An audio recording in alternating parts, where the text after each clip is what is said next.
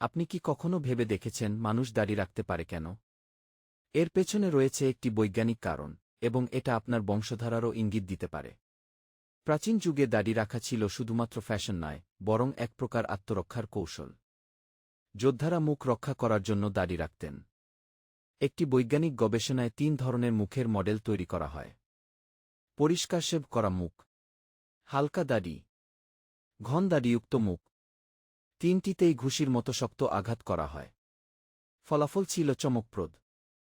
পরিষ্কার শেভ করা মুখের প্রতিবারেই চোয়াল ভেঙে গেছে, কিন্তু ঘন দাড়ির মুখ মাত্র ৪-৫ ক্ষেত্রে ভেঙেছে। কেন এমনটা হয়? দাড়ি এক প্রকার প্রাকৃতিক কুশনের মতো কাজ করে, আঘাত শোষণ করে এবং ধাক্কা ছড়িয়ে দেয়। ফলে চামড়া ও হাড়ে সরাসরি প্রভাব কম পড়ে। শুধু শারীরিক নয়, দাড়ির মানসিক প্রভাবও রয়েছে। দাড়ি একজন যোদ্ধাকে আরও অভিজ্ঞ, পরিণত ও ভয়ঙ্কর করে তোলে, যা লড়াইয়ের ফলাফলে প্রভাব ফেলতে পারে। সময়ে সময়ে যাদের ঘন দাড়ি ছিল, তারা বেশি টিকে গেছেন ও পরবর্তী প্রজন্মে তাদের জিন